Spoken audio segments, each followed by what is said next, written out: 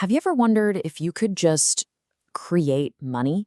Not with a printing press, but with pure code. No banks, no governments, just an algorithm.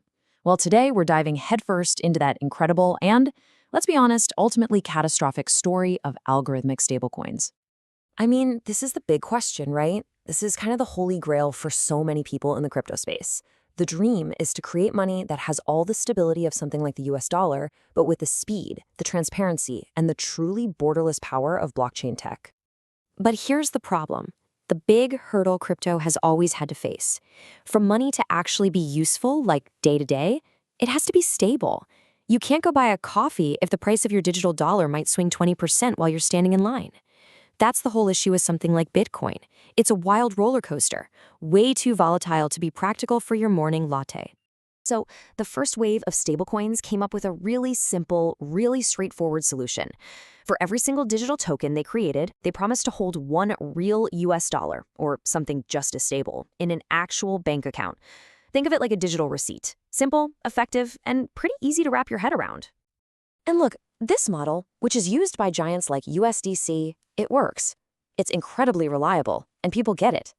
But, and for the crypto purists out there, this is a huge but. It's centralized. You have to trust a company. You have to believe they actually have the money they say they have. And that whole idea of needing to trust a central party, it just rubs against the entire trustless ethos of crypto. So that, of course, led to the next massive challenge. How do you get that same rock-solid $1 peg without having to rely on some company and its traditional bank account? How do you build a truly decentralized dollar? And the answer they came up with was the algorithmic stablecoin. And let me tell you, this was a radical idea. Instead of being backed by actual dollars sitting in a vault somewhere, its value would be maintained purely by code. Smart contracts would automatically expand or shrink the supply to keep the price locked perfectly at $1. The ambition here is just breathtaking. Listen to this vision. It was pitched as a self-regulating, decentralized monetary system. I mean, think about that. They were trying to build an automated Federal Reserve that lives entirely on the blockchain, running monetary policy with absolutely no humans or governments getting in the way. Now, there wasn't just one way to do this. There were a few different flavors. You had rebase models that would actually change the number of tokens inside everyone's wallet. Then you had fractional models that were kind of a hybrid, but the one that absolutely captured the world's imagination and the one that's at the very center of our story today is the Senior Raj model, which was made famous by Terra's UST. Okay, so here's how this was all supposed to work. It's a two-token system. You have your stablecoin UST and a partner token, Luna. So if the price of UST ever dropped to, say, 99 cents, the algorithm would create a little profit opportunity. It would let you burn one UST and get exactly $1 worth of new Luna in return. This process would reduce the supply of UST, which, in theory, should nudge the price right back up to $1. It was designed to be this beautiful, self-correcting loop. It was a revolutionary idea, right?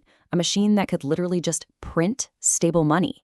And for a good long while, it actually worked. It worked flawlessly, right up until the day in May 2022, when the machine didn't just break, it blew up in the most spectacular way you can possibly imagine. $40 billion. That's the rough estimate of how much value was just, poof, vaporized when the Terra ecosystem collapsed. We're talking about an entire financial system worth more than many traditional banks at its peak that just vanished in a matter of days. So here's how it all went down. In early May 2022, UST, which was worth over $18 billion at the time, started to wobble. It just dipped slightly below its $1 peg. Well, panic started to spread, and everyone rushed for the exits at once. The algorithm did exactly what it was programmed to do. It went into absolute overdrive, printing a tidal wave of Luna tokens to try and buy up all the UST. But it wasn't enough. And this triggered what the crypto world now famously calls the death spiral. It's this terrifying concept where a system's own defense mechanism actually becomes the very thing that destroys it. Okay, so this whole catastrophic loop kicks off with just a little crack in the foundation. The price of UST slips just a tiny bit below $1. Then the panic hits. Terrified holders all rush to use that escape hatch at the same time, burning their UST for Luna. This forces the system to mint absolutely astronomical amounts of new Luna tokens to keep up with the demand. This massive flood of new Luna tokens, we're talking trillions, completely obliterates its price. The very asset that was supposed to be the backstop for the whole system becomes worthless. And that, in turn, just destroys any and all confidence that the algorithm can fix things.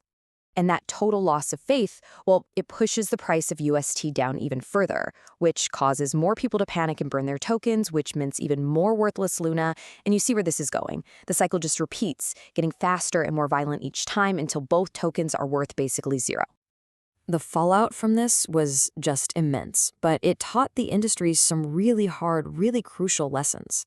First, a system that's trying to prop itself up with a token that it also creates is just fundamentally unstable. Second, these algorithms are built on one thing: belief.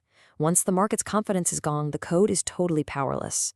And finally, any future designs need to have safety nets, like real collateral reserves or some kind of automatic circuit breaker to stop a death spiral before it can even start.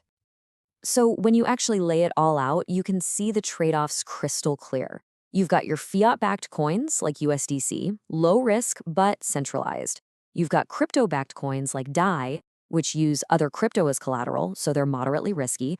And then you have the purely algorithmic model, which we now know carries an extremely high risk because when things go bad, there is no hard collateral to fall back on. But the story doesn't just end there in a pile of digital rubble. The dream of a decentralized dollar didn't completely die with Terra. It just got a very, very harsh dose of reality. The industry learned from this massive failure, and it started to evolve. What we're seeing now are these new, more promising hybrid models. A great example is a project called Frax. It's partially backed by real collateral, like USDC, but it's also partially stabilized by an algorithm. It's a really pragmatic compromise, It gives up on that pure, uncollateralized ideal in exchange for something much more resilient and practically stable. Which leaves us with the big question, right? Was the collapse of Terra the end of the line for this idea, or was it just a necessary, absolutely brutal lesson? The new generation of hybrid models seems to suggest that the dream of decentralized money is still very much alive. It's just a little bit wiser and a whole lot more careful now.